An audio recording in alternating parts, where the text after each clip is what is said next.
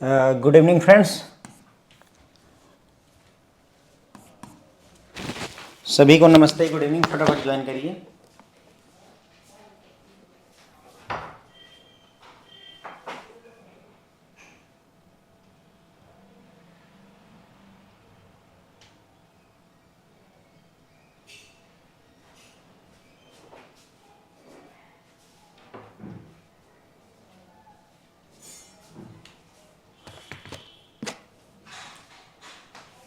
Happy Dhanteras सभी को हमारी तरफ से भाई।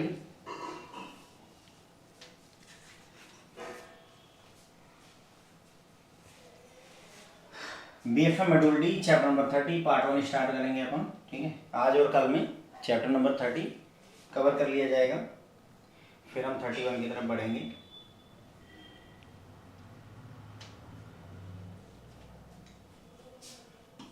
इंटरेस्ट रेट रिस्क के बारे में है ये चैप्टर।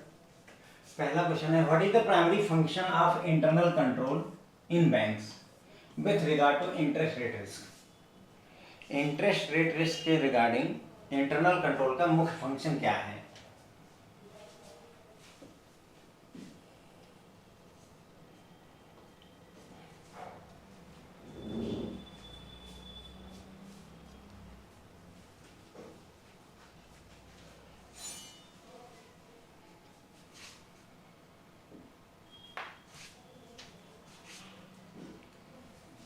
फटाफट आंसर करिए फ्रेंड्स।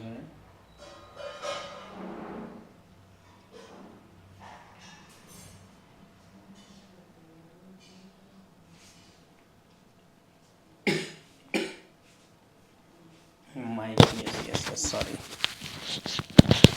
Thank you. माइक अभी आ रही होगी आई थिंक। गुड इवनिंग सभी को, हैप्पी धनतेरस फ्रेंड्स हमारी तरफ से, आप सबको, पूरे परिवार को। पहला सवाल है हमारा कि प्राइमरी फंक्शन क्या है इंटरनल कंट्रोल का with regard to the interest rate risk.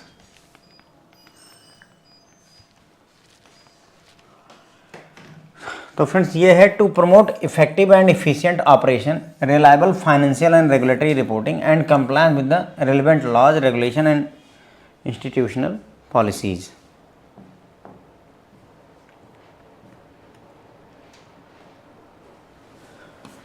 The data of an instrument represent an assessment of the present value of its expected net cash flow discounted to reflect market rate। तो सवाल ये पूछ रहा है कि इनमें से कौन सी वैल्यू होती है जो रिप्रेजेंट करती है assessment of present value, expected net flow का प्रेजेंट वैल्यू जिसको डिस्काउंट किया जा चुका है।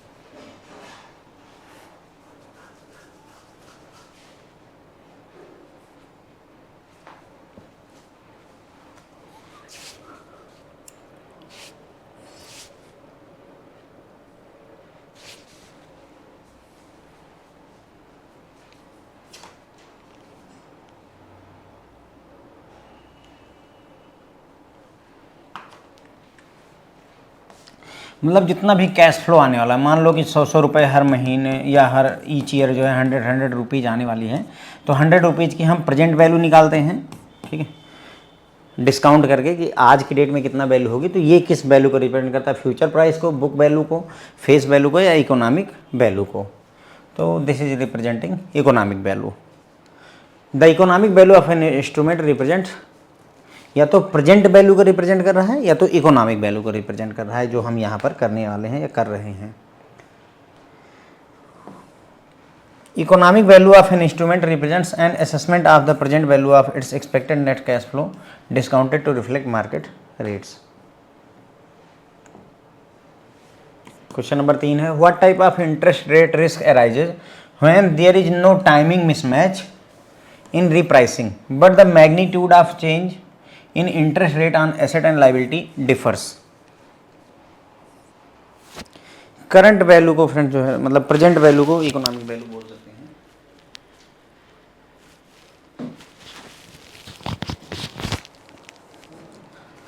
सवाल ये है कि कौन से तरीके का इंटरेस्ट रेट रिस्क अराइज होता है, कोई मिसमैच नहीं है। रिप्राइसिंग में there is no timing mismatch, यानी अगर टाइमिंग का मिसमैच नहीं है तो there is no gap risk.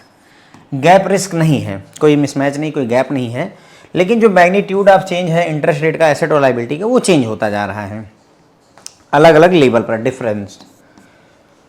तो इसे क्या बोलते हैं? बहुत ही मशहूर क्वेश्चन है फ्रेंड्स, एग्जाम में पूछा जा चुका है, मल्टीपल टाइम्स एग्जाम में पूछा हुआ क्वेश्चन है ये, कि जब एसेट और लाइबिलिटी के इंटरेस्ट रेट अलग अलग मैग्नीट्यूड पर चेंज होते हैं तो उसे क्या बोलते हैं? हम क्या बोला जाता है फ्रेंड्स? उसे हम बेसिस रिस्क बोलते हैं। थोड़ा सा क्वेश्चन घुमाया गया है, पूछ आपसे बेसिस रिस्क ही रहे हैं।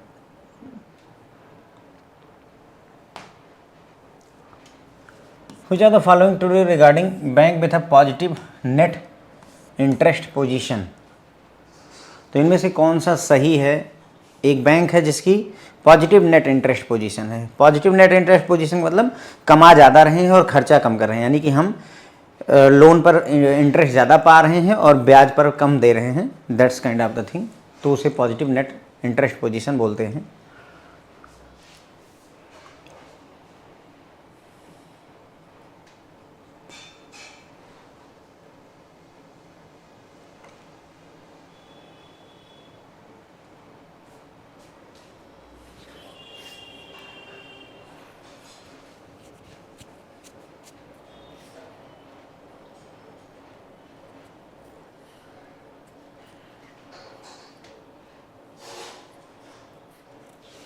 तो it earns more on asset than it pays on liability. Asset यानी कि जो हमारे लोन हैं हम उस पर ज़्यादा कमा रहे हैं, और लाइबिलिटी पर अगर हम कम पे करेंगे एफडी वगैरह पे, तो इसका मतलब हमारे पास positive net interest position maintain हो रही है। So B.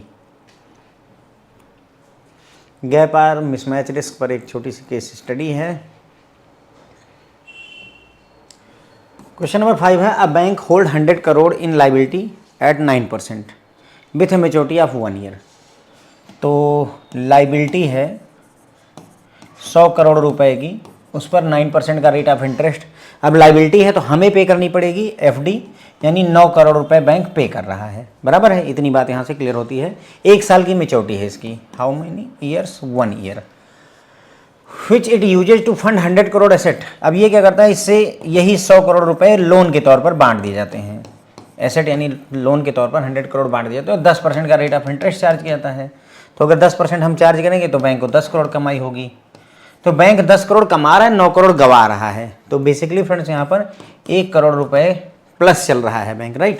भाई 10 करोड़ रुपए कमा रहे हैं लोन पे, 9 करोड़ रुपए एफडी पर दे रहे हैं, तो 1 करोड़ कमा रहे हैं। अभी आगे बढ़ते हैं। इसकी मेच्योरिटी 2 ईयर्स है, यानी ये 2 साल के लिए अवेलेबल है हमें। तो लोन हमारा 2 साल तक चलेगा, 2 साल तक हम 10-10 करोड़ कमाते रहेंगे। What will be bank's net gain or loss in second year if the interest rate on liability rises to 11% when roll over? क्योंकि वो अपनी जो लाइबिलिटी है एफडी है वो 1 साल के लिए है। 1 साल बाद जब ये रोल ओवर होती है तो पता चलता है कि अब हमें 11% इंटरेस्ट पे करना पड़ रहा है, एफडी पर 11% पे करना पड़ रहा है। तो क्या होगा, अब हम 11 करोड़ रुपए पे करेंगे जनता को। तो पूछ रहा है कि भाई यहाँ पर क्या स्थिति बन रही है। 1 करोड़ का लॉस हो रहा है, 2 करोड़ का प्रॉफिट, 1 करोड़ का प्रॉफिट, कोई गेन और कोई लॉस नहीं हो रहा है। समझ में आ गया होगा मेरे ख्याल से। इतना जो आपको समझाया इसमें समझ में आया होगा कि हाँ क्या स्थिति बन रही है।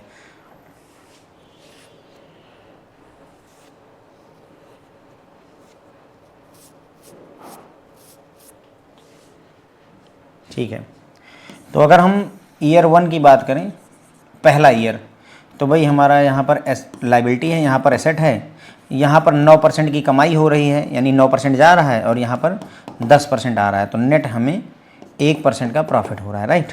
उसके बाद में अगला साल आता है नेक्स्ट ईयर, तो हमारा क्या होता है कि लाइबिलिटी पर हमारा 11% हो जाता है जो कि जा रहा है, और एसेट पर वही सेम का सेम आ रहा है, तो -1% हो जाता है ना। तो 1% का लॉस हो रहा है। 1% का लॉस हो रहा है। नो लॉस नो गेन कैसे हो रहा है भाई?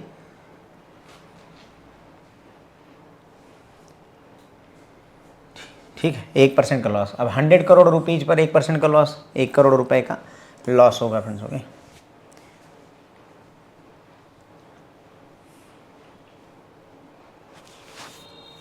देखो जब सेकेंड ईयर आ रहा है फ्रेंड, तो यहाँ पर क्या रहा है कि अगले साल जब रोल ओवर होती है लाइबिलिटी, तो उस पर 11% पे करना पड़ रहा है। पहले हम कितना पे करते थे 9%, अब कितना पे कर रहे हैं 11%। तो हमारे पर भार बढ़ गया ना एक तरीके से।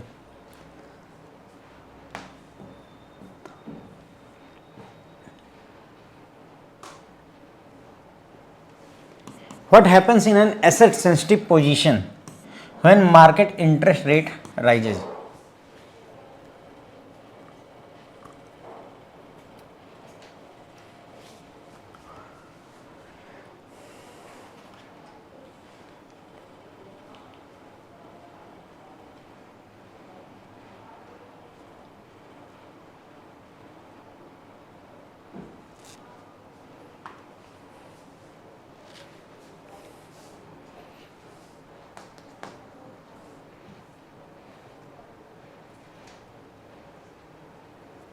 क्वेश्चन में यहां देखिए, what will be the banks net gain और लॉस इन सेकेंड ईयर, है ना। यहां पर लिखा हुआ है कि हमें बस केवल बैंक का नेट गेन या लॉस सेकेंड ईयर में बता दीजिए। दैट्स वाई जो है ना, जो आप नो गेन नो लॉस तब होता जब ओवरऑल देखते, ठीक है। लेकिन यहाँ अगर सिर्फ सेकेंड ईयर का नेट लॉस या गेन हमें बता दीजिए, दैट्स वाई हम 1 करोड़ का लॉस कर रहे हैं सेकेंड ईयर में।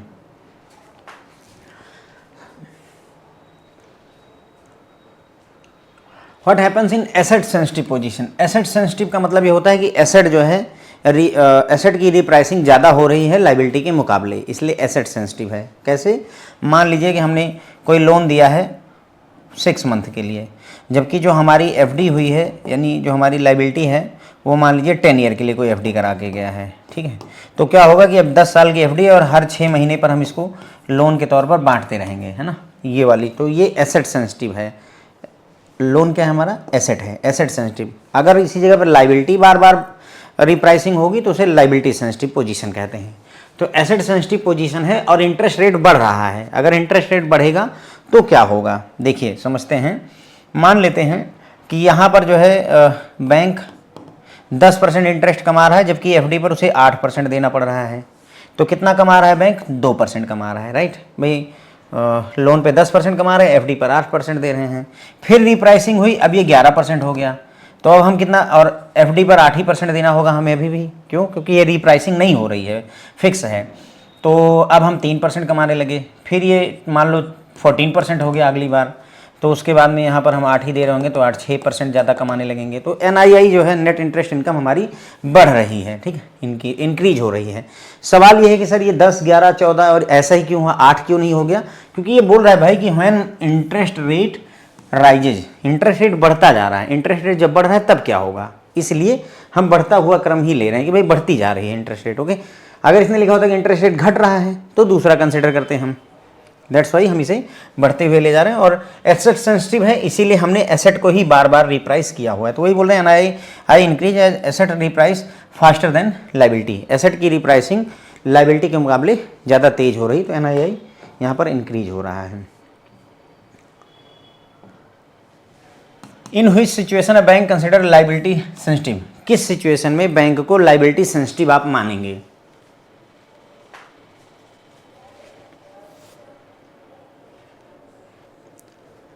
किस स्थिति में आप बैंक को लाइबिलिटी सेंसिटिव मानेंगे।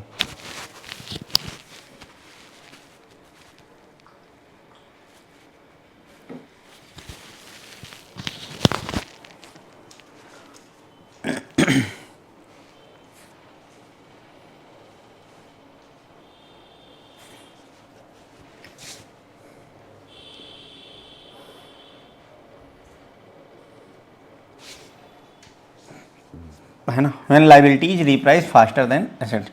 जब लाइबिलिटी की रिप्राइसिंग ज़्यादा हो एसेट के मुकाबले, तो उसे फ्रेंड जो है लाइबिलिटी सेंसिटिव कहा जाएगा। एसेट सेंसिटिव कब कहेंगे, जब एसेट बार बार जो है रिप्राइस हो रहा हो।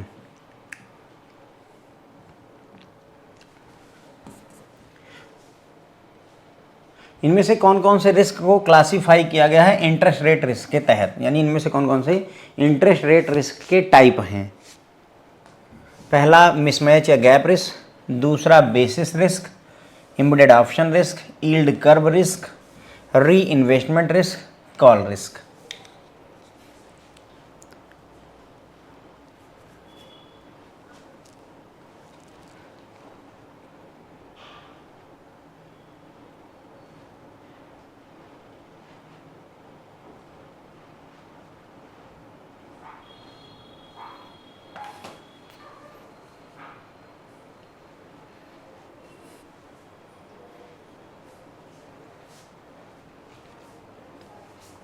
सर 7 का आंसर बताया तो था सी होगा ना, 7 का आंसर है सी। पूछा गया था लाइबिलिटी सेंसिटिव, तो लाइबिलिटी सेंसिटिव तब होगा जब लाइबिलिटी बार बार रिप्राइस हो रही हूँ।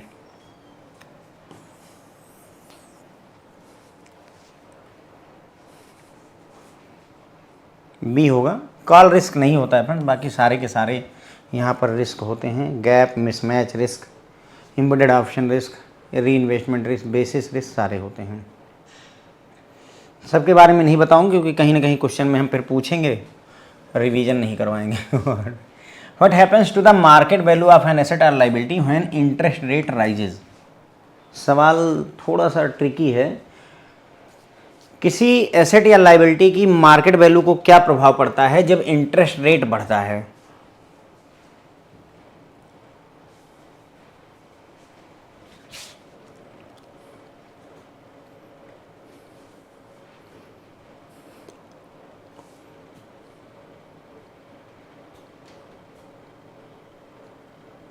इसको बिल्कुल वैसे बॉन्ड से जोड़ करके देखिएगा, जैसे बॉन्ड में नहीं होता है, जब इंटरेस्ट रेट बढ़ता है तो बॉन्ड का प्राइस क्या होता है? घटता है। बिल्कुल ये उसी तरीके से ही चलेगा फ्रेंड्स अपना। ओके, कि जब भी एसेट या लाइबिलिटी का इंटरेस्ट रेट बढ़ जाएगा तो उसकी मार्केट वैल्यू घट जाती है, इन्वर्स रिलेशनशिप चलती है, इट डिक्रीजेज।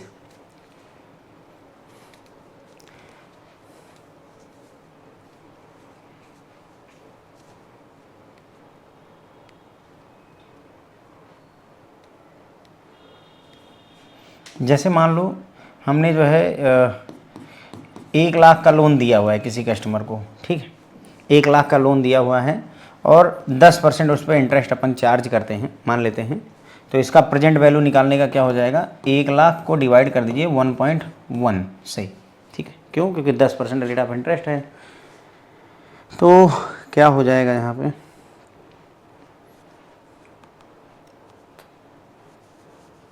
ये आ जाएगा फ्रेंड्स जो है लगभग 90,909 रुपये। ये इसका करंट मार्केट प्राइस है जो आपने 1 लाख रुपए का लोन दिया हुआ है, करंट मार्केट प्राइस है, 10% रेट ऑफ इंटरेस्ट पे।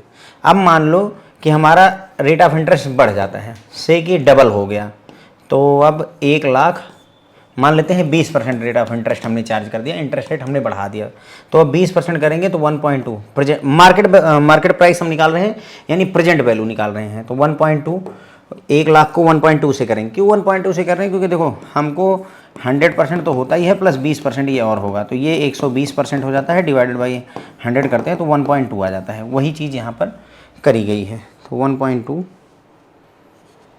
प्रेजेंट वैल्यू निकालने का एक तरीका है फ्रेंड्स ये। तो ये आ जाएगा 83,333। तो जब इंटरेस्ट रेट बढ़ा तो जो मार्केट प्राइस है वो घट गया, है ना। देखिए इंटरेस्ट रेट बढ़ेगा तो मार्केट प्राइस घटेगा। यही मैंने कहा कि देखो क्वेश्चन का थोड़ा कॉन्सेप्ट समझना कि market value of an asset, और ये बात एसेट और लाइबिलिटी दोनों के लिए लागू हो रही है। ध्यान दीजिए, यहाँ सिर्फ एसेट या सिर्फ लाइबिलिटी नहीं कहना है, दोनों एसेट या लाइबिलिटी की मार्केट वैल्यू पर क्या प्रभाव पड़ेगा जब इंटरेस्ट रेट बढ़ता है। तो फ्रेंड्स अगर इंटरेस्ट रेट बढ़ेगा तो मार्केट प्राइस या मार्केट वैल्यू उसकी घट जाएगी, ठीक है, और अगर इंटरेस्ट रेट घटेगा तो मार्केट वैल्यू बढ़ जाएगी, उल्टा चलता है ये, ठीक। तो it decreases.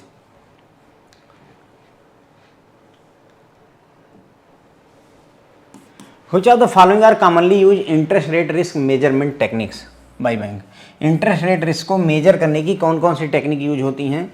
Repricing schedules, gap analysis, duration, simulation approach, credit scoring model.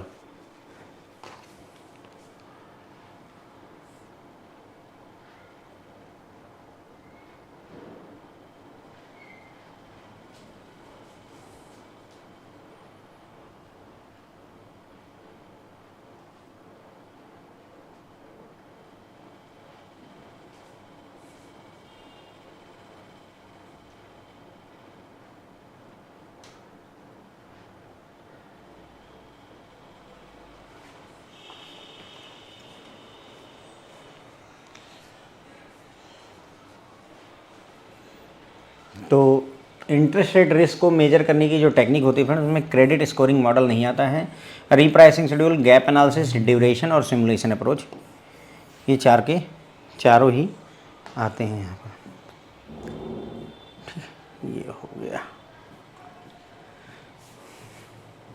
तो 10 क्वेश्चन फ्रेंड्स हमने डिस्कस कर लिए। जो लोग लेट ज्वाइन किए हैं उनको एक बार रिवाइज कराते हैं। आज हम chapter number 30 interest rate risk management के बारे में डिस्कशन कर रहे हैं। ये पार्ट 1 है फ्रेंड्स। तो यहाँ पहला क्वेश्चन था हमारा कि इनमें से कौन सा इंटरेस्ट रेट रिस्क के रिगार्डिंग में इंटरनल कंट्रोल का क्या मतलब है, प्राइमरी फंक्शन क्या होता है इंटरनल कंट्रोल का। तो ये होता है to promote effective and efficient operation, reliable financial and regulatory reporting and compliance with the relevant law regulation institutional policies. Internal control का यही प्राइमरी उद्देश्य होता है। फिर था कि इनमें से कौन सा, तो ये the economic value of an instrument represent the assessment of present value of expected net cash flow discounted to reflect market rate. तो ये इकोनॉमिक वैल्यू या इसे हम प्रेजेंट वैल्यू भी कह सकते हैं कि प्रेजेंट वैल्यू या इकोनॉमिक वैल्यू कह सकते हैं हम यहाँ पर। फिर है कि इनमें से कौन सा रिस्क राइज होता है जब इंटरेस्ट रेट जो है एसेट और लाइबिलिटी के मैग्नीट्यूड में चेंजेस रहते हैं। एसेट का इंटरेस्ट जो है, मान लीजिए एसेट है हमारा यानी कि लोन है कोई, उसमें पहले इंटरेस्ट रेट 8 लगता था, अब 10% लग रहा है। जबकि वहीं पर हमारा कोई लाइबिलिटी है जैसे एफडी वगैरह हो गई, उस पर इंटरेस्ट रेट मान लो पहले हम 6 देते थे, अब हमने क्या किया 6.25 देना शुरू किया, 6.25। तो क्या हुआ कि ये 8 से बढ़कर 10 हो गया, 25% चेंज हो गया लगभग, है ना। और ये कितना बहुत ही नॉमिनल उसके मुकाबले जो है चेंजेज हुए हैं, ठीक है। तो मैग्नीट्यूड अगर अलग होता है फ्रेंड तो इसकी वजह से जो रिस्क अराइज होता है उसे हम क्या कह सकते हैं, बेसिस रिस्क कह सकते हैं। क्या बोलते हैं फ्रेंड, बेसिस रिस्क। फिर है कि अगर कोई बैंक जो है नेट इंटरेस्ट पोजीशन पॉजिटिव है, उसकी पॉजिटिव नेट इंटरेस्ट पोजीशन किसी बैंक की है, तो इसका मतलब ये हुआ कि वो कमा ज़्यादा रहा है और पे कम कर रहा है या खर्च कम कर रहा है। बैंक जो है एसेट पर कमाई ज़्यादा कर रहा है और लाइबिलिटी पर खर्चा कम कर रहा है। फिर है इस पे हमने देखा था कि एक बैंक है जो 100 करोड़ रुपए की लाइबिलिटी है, 9% इंटरेस्ट रेट पे करता है, फिर उसी से 100 करोड़ रुपए का एसेट यानी लोन दे देता है, 10% इंटरेस्ट अर्न करता है। तो 9% जनता को पे करता है और 10% खुद अर्न करता है, ठीक है। यानी कि 1% का प्रॉफिट हो रहा है। अब 100 करोड़ का 1% अपना 1 करोड़ हो जाएगा, तो 1 करोड़ रुपए प्लस में आ रहे हैं। फिर पूछा कि मान लो अगले साल लाइबिलिटी का इंटरेस्ट रेट बढ़ करके 11% हो गया, तो 11% हो जाएगा, तो 11% जाएगा और आएगा 10% ही, क्योंकि हमारा जो एसेट है वो 2 साल के लिए है, अभी 1 साल और चलेगा। तो यहाँ पर हमको 1% का लॉस होने लगा, यानी 1 करोड़ रुपए का निगेटिव हो गया हमारे लिए। तो इसमें पूछा गया कि नेट गेन या लॉस सेकेंड ईयर के लिए केवल पूछा गया है। ओवरऑल पूछता तो कोई गेन या लॉस नहीं है, सिर्फ सेकेंड ईयर में देखें तो 1 करोड़ रुपए का लॉस हो रहा है, और ओवरऑल देखें तो ऐसे ना कोई प्रॉफिट है ना कोई लॉस है, क्योंकि पहले साल प्रॉफिट कमाया दूसरे साल लॉस हो गया। लेकिन सेकेंड ईयर के पूछा है तो फ्रेंड्स वो 1 करोड़ का लॉस ही आएगा। What happens to asset sensitive position when market interest rate rises. Asset sensitive है यानी एसेट का प्राइस बार बार बढ़ घट रहा है, क्योंकि यहाँ बढ़ने की बात कर रहा है तो हम मान लेंगे कि इंटरेस्ट रेट बढ़ रहा है। एसेट सेंसिटिव है यानी कि एसेट जो है हमारा जल्दी मेच्योर हो रहा है, एक तरीके से फटाफट मेच्योर हो रहा है। तो asset repricing faster than liability हो रही है, asset repricing faster than liability हो रही है पहली बात, क्योंकि एसेट सेंसिटिव है, तो ये बात क्लियर हो गई।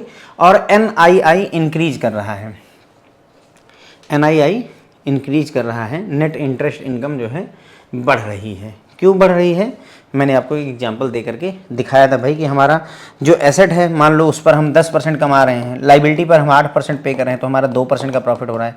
लेकिन एसेट पर रीप्राइसिंग हुई 11% हो गया, तो हम अभी भी 8% ही पे करेंगे, क्योंकि ये तो रीप्राइस हो नहीं रहा है, तो हम 3% अर्न करेंगे, लाइक दैट। तो इस तरीके से हमारा NII नेट इंटरेस्ट इनकम हमारी बढ़ती जा रही है।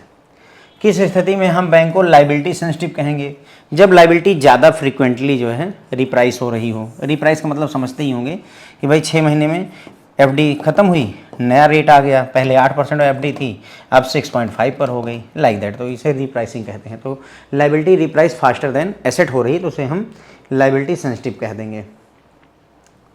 फिर इनमें से कौन कौन से इंटरेस्ट रेट रिस्क के टाइप हैं भाई, तो गैप या mismatch risk, embedded option risk, reinvestment risk, basis risk, yield curve risk. Call risk नहीं होता है। कॉल रिस्क किसका टाइप है, कॉल रिस्क फ्रेंड्स किसका टाइप है, तो ये हमारा आंसर हो जाएगा बी। आंसर करिए, कॉल रिस्क किसका टाइप है।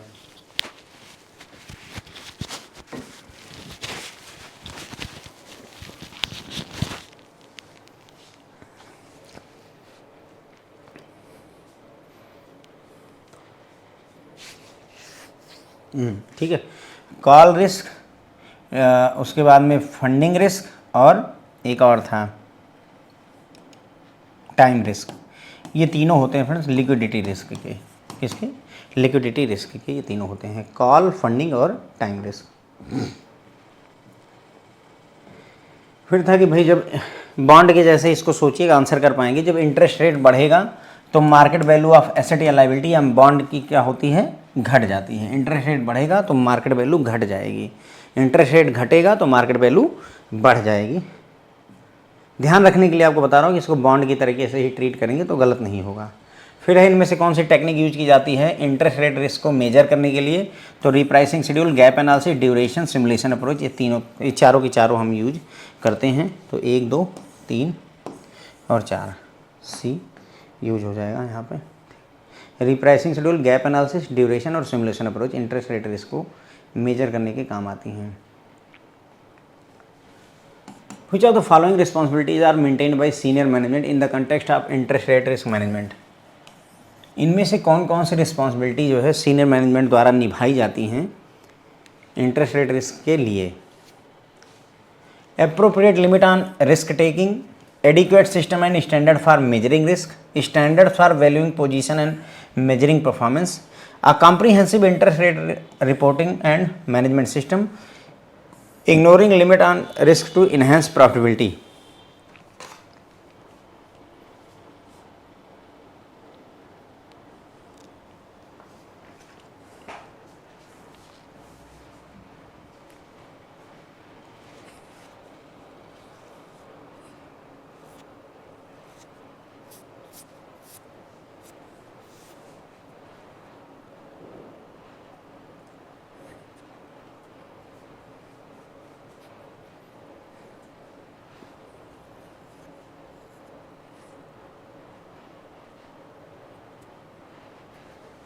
तो इग्नोर तो नहीं कर सकते हैं हम, सिर्फ प्रॉफिट करने के चक्कर में रहें और रिस्क को इग्नोर कर दें तो वो तो नहीं होगा फ्रेंड्स। ओके, बाकी सारी चीज़ें अप्रोप्रिएट लिमिट रिस्क टेकिंग के लिए सेट करना पड़ेगा, एडिक्वेट सिस्टम और स्टैंडर्ड होना चाहिए मेजर करने के लिए, पोजीशन और मेजरमेंट ऑफ परफॉर्मेंस करने की जुगाड़ होनी चाहिए, और एक कॉम्प्रिहेंसिव इंटरेस्ट रेट रिपोर्टिंग और मैनेजमेंट फ्रेमवर्क होना चाहिए। तो आई थिंक जो है 1, 2, 3, 4 ओनली है ना, डी हो जाएगा हमारा आंसर।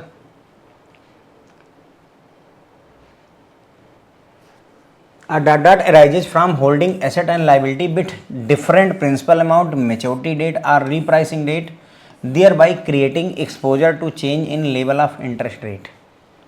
तो सवाल ये है कि इनमें से कौन सा रिस्क अराइज होता है जब आप होल्ड करते हैं एसेट लाइबिलिटी जिनके डिफरेंट मूलधन होते हैं, प्रिंसिपल अमाउंट अलग होते हैं, मेच्योरिटी की डेट अलग होती है, रिप्राइसिंग की डेट अलग होती है। तो ये सारी चीज़ें जो हैं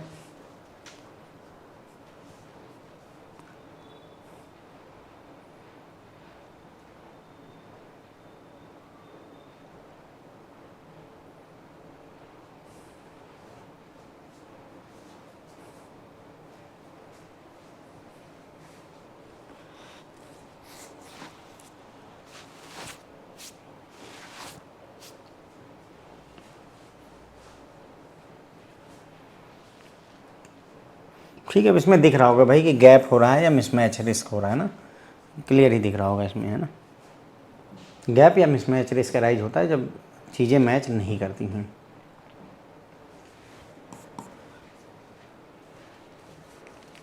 Which of the following risk arises due to mismatched maturities of asset and liability? थोड़ा ज़्यादा गहराई में सोचना पड़ेगा कि इनमें से कौन सा रिस्क अराइज होता है जब मेच्योरिटी एसेट लाइबिलिटी की मिसमैच रहती हैं। Operational risk, exchange rate risk, insolvency risk या कंप्लायंस रिस्क।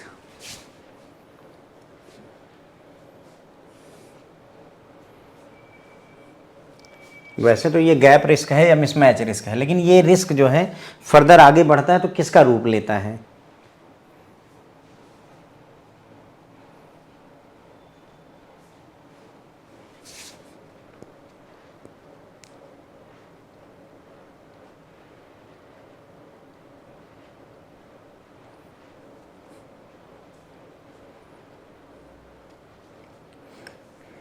हाँ देखो, ऐसा है कि एक्सचेंज तो होगा ही नहीं, ठीक है। कंप्लायंस कोई कंसर्न नहीं है भाई, कंप्लायंस से क्या लेना देना है। ऑपरेशनल है ना, क्या ऑपरेशनल में क्या एस्पेक्ट है। तो घूम टहल करके आप ये देखते हो कि एलिमिनेशन से हम देख सकते हैं भाई कि ये इंसॉल्वेंसी रिस्क की तरफ हमको ले करके जाता है, ठीक है। Exposure bank to risk of economic loss and potentially risk of insolvency. कौन सा रिस्क होता है जब एसेट को सोल्ड कर दिया जाता है बिफोर मेच्योरिटी डेट। इनमें से कौन सा रिस्क आप फेस करेंगे जब एसेट को मेच्योरिटी डेट से पहले बेच दिया जाता है। जैसे कोई ट्रेजरी बिल वगैरह आपने ख़रीदा था और उसको बेच दिया, तो आपको कौन सा रिस्क फेस करना पड़ेगा।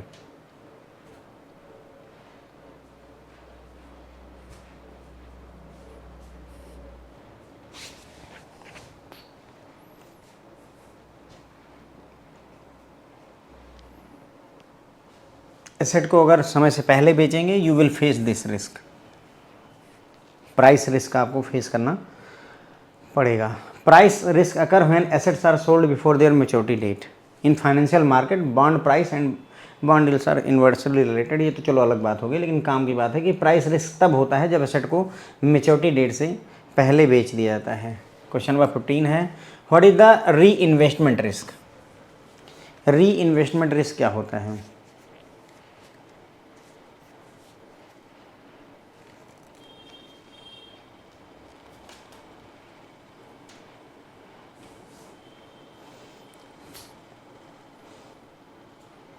एम्बेडेड ऑप्शन सर इसलिए नहीं कह सकते क्योंकि वहाँ एम्बेडेड ऑप्शन में बेचा नहीं जाता है एसेट को, राइट। यहाँ एसेट को बेचने की बात कर रहा है।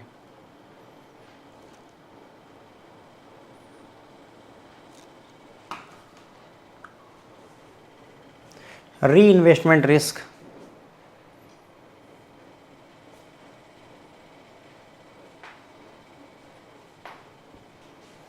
The risk that future coupon payment will be री इन्वेस्टेड एट हायर रेट, यहाँ पर लोअर रेट, दोनों बाकी सब सेम है यहाँ पर।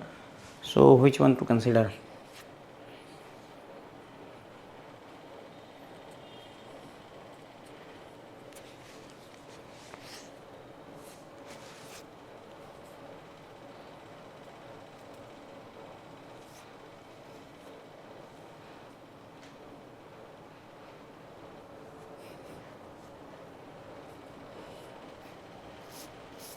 तो भाई डर इसी बात का होगा ना कि मतलब आगे चल करके इंटरेस्ट रेट कम हो जाएगा, ज़्यादा हो जाता तो रिस्क किस बात का, वो तो ये तो बल्ले बल्ले वाली बात है, ठीक है। तो सी नहीं होगा हमारा, बी हो जाएगा। तो बस फ्रेंड्स यहीं पर हमारे 15 क्वेश्चंस कवर्ड हो जाते हैं।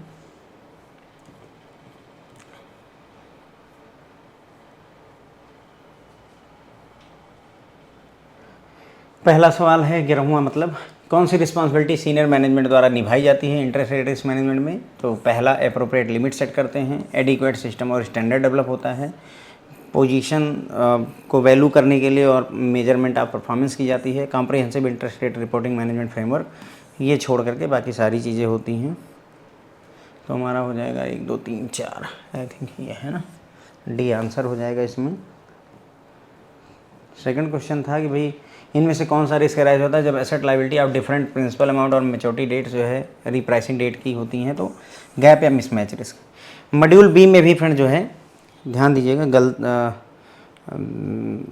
मॉड्यूल में भी रिस्क मैनेजमेंट है, वहाँ से भी क्वेश्चन मतलब थ्योरी बेस्ड पूछे जाते हैं और ये उन्हीं से रिलेटेड ही हैं, ओके।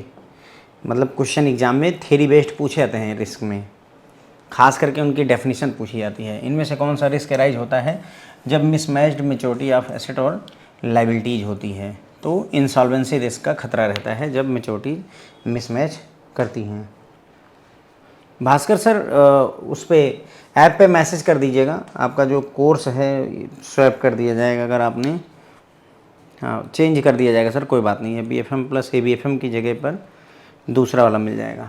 सेम अगर उसके हैं तो चेंज कर दिए जाते हैं सर। आप व्हाट्सएप पे वो चाहे व्हाट्सएप पे मैसेज कर दीजिए 9494787882 हमारा नंबर, इस पर कर दीजिए, और चाहे जो है आप ऐप पे ही एक मैसेज कर देंगे तो आपका कोर्स चेंज हो जाएगा। इनमें से कौन सा रिस्क होता है जब एसेट को मैच्योरिटी डेट से पहले बेचा जाता है। एसेट को मैच्योरिटी डेट से पहले बेचने पर आपको प्राइस रिस्क फेस करना पड़ता है। री इन्वेस्टमेंट रिस्क क्या होता है, तो इस बात का रिस्क कि भविष्य में जो पेमेंट मिलेगी उसको दोबारा हमें इन्वेस्टमेंट लोअर रेट पे करना होगा ओरिजिनल यील्ड के मुकाबले, ठीक है। तो बस फ्रेंड्स यहीं पर हमारी बात ख़त्म होती है। होप है आपको ये चीज़ें पसंद आई होंगी। Thank you so much. अब आप चाहें तो क्लास ड्रॉप कर सकते हैं, धनतेरस का एंजॉय करें, पूजा वगैरह करें, ख़रीदारी करनी ख़रीदारी कर लीजिए, फैमिली के साथ समय दीजिए अगर अवेलेबल है, साथ में है फैमिली तो फैमिली का साथ दें, अकेले हैं दोस्तों के साथ बैठें।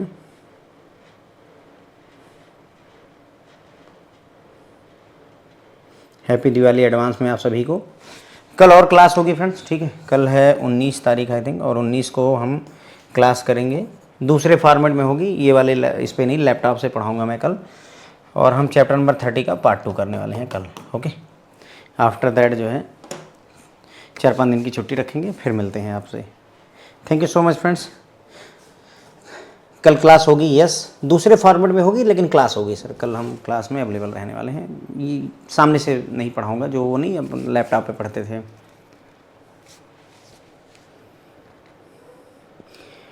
NII NIM पर न्यूमेरिकल, ठीक है, करवाया है सर। वैसे न्यूमेरिकल मैंने मेरे ख्याल से इसी बीच पढ़ाते समय ही NII और NIM पर रिकॉर्ड क्वेश्चंस भी करवाए थे शायद। On WhatsApp I have shared a justification. Ashwini sir किस चीज़ की बात कर रहे हैं, व्हाट्सएप पे क्या चीज़ भेजा हुआ है आपने?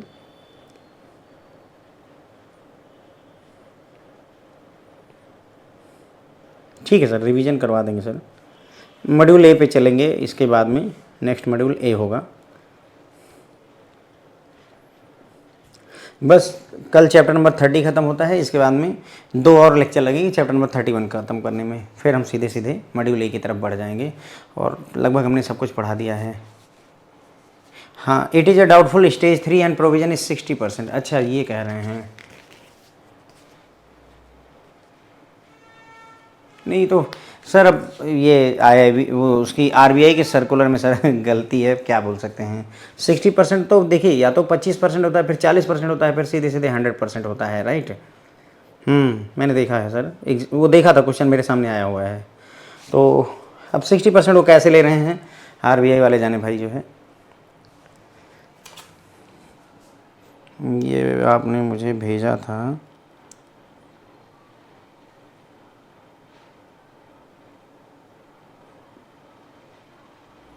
मोर देन 3 ईयर्स है ना, period for which advance has remain doubtful, more than 3 years है, और at the rate 60% of secured position, 1.5 lakh का 90, नहीं गलत है सर ये जो है।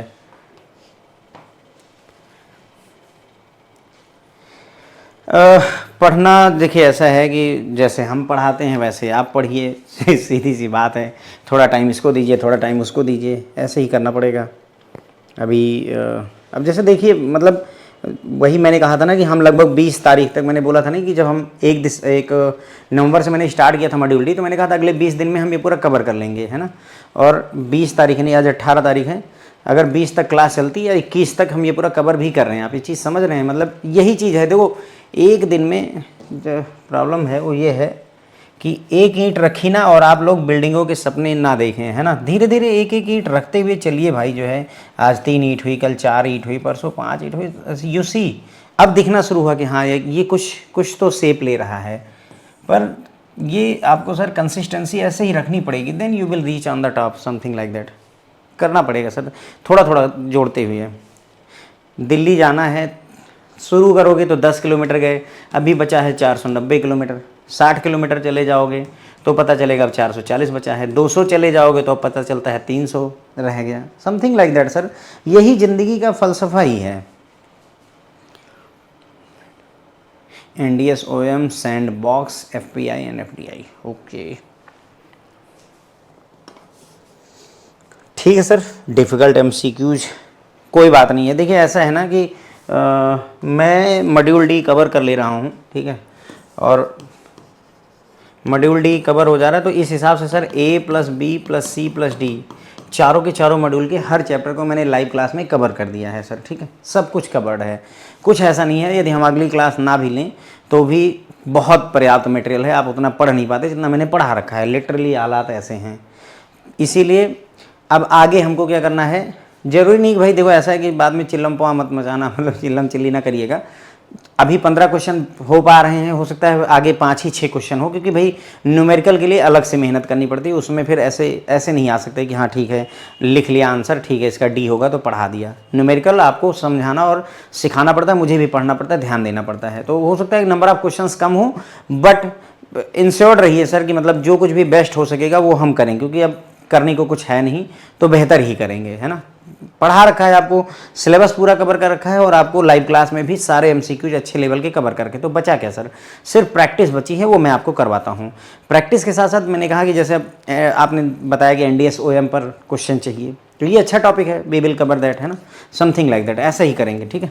तो वो एडिशनल ऐड करेंगे, बहुत ही इंपॉर्टेंट चीज़ों को एडिशनली ऐड करेंगे, वरना फिर वही पढ़ेंगे जो मैंने पढ़ा रखा है। हम सिर्फ प्रैक्टिस सेक के लिए कि हाँ ठीक है एक बार फिर से समझते हैं कि कैसे इसको सॉल्व करा जाता है फ्रेंड्स। ओके, तो बस यही टारगेट रहने वाला है। चलिए ठीक है sir, thank you so much and good night मेरी तरफ से। Good night friends.